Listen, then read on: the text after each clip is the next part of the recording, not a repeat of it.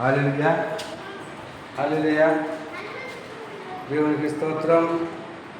ప్రతి విషయంలో కూడా దేవుడికి మనం కృతజ్ఞతలు చెల్లించే వారముగా ఉండాలి.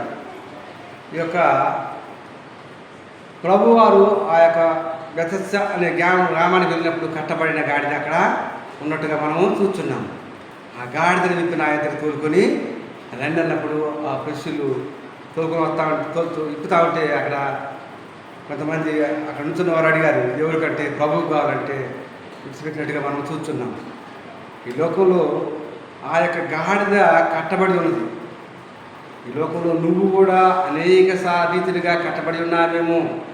పాపము చేత, వ్యాధి చేత, ఇబ్బంది చేత, ఇరుగు చేత, సాతాను యొక్క శక్తుల చేత, అపవాది శక్తుల చేత కట్టబడి ఉన్నావేమో. కనుక వాటిని విప్పటానికి ప్రభు సిద్ధంగా ఉన్నట్టుగా చూస్తున్నాం. తోలుకొచ్చిన తర్వాత అది దాని మీద బట్టలు వేసి ప్రభు దాని మీద ఆశీనుడైనప్పుడు గాడిదకి ఘనత వచ్చింది. దేవునికి స్తోత్రం. ఆ ఘనత వచ్చినప్పుడు ప్రభు పేరట వచ్చేవాడు స్తుతించబడునుగాక అంటున్నాడు. దేవునికి స్తోత్రం. కనుక మనం ప్రభు పేరట వచ్చేవాడు స్తుతించబడునుగాక అనొచ్చు. ఆ యొక్క దారి పొడుగున ప్రభువును స్తుతించినట్టు కనపరిచినట్టుగా మనము చూస్తున్నాము. దేవునికి స్తోత్రం. నీతి గుమ్మములను తీయడి, యెహోవా పేరట వచ్చేవాడు స్తుతించబడునుగాక, ఆయన కృతజ్ఞతలు చెల్లించండి అన్నట్టుగా చూస్తున్నాము. కీర్తన గ్రంథము 118 చూసినట్టుగా చూస్తున్నాం. కనుక మనం ఇక్కడ ఏ స్త్రీకైనా 10 వెండి నాణ్యాలు ఉన్నట్టయితే అందులో ఒక నాణ్యాన్ని 9 నాణ్యాలు ఉన్నాయి.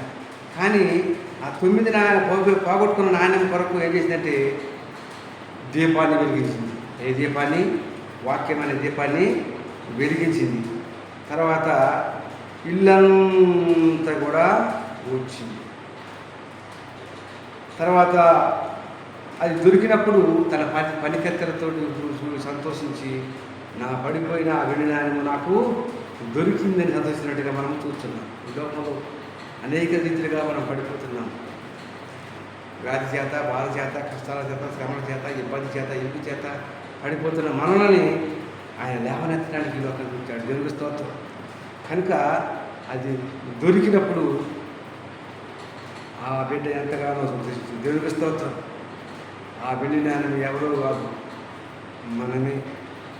ఒకవేళ క్రీస్తుని కనుక పోగొట్టుకున్నామేమో ఒకసారి మనము జ్ఞాపకం చేసుకోవాలి. కొద్ది మాటలు ముగిస్తున్నాను. క్రిస్టఫర్ 810 ఛానల్ సబ్స్క్రైబ్ చేసుకుని అనేక మంది చేసేట్టుగా కోరుతున్నాను. ఆమేన్.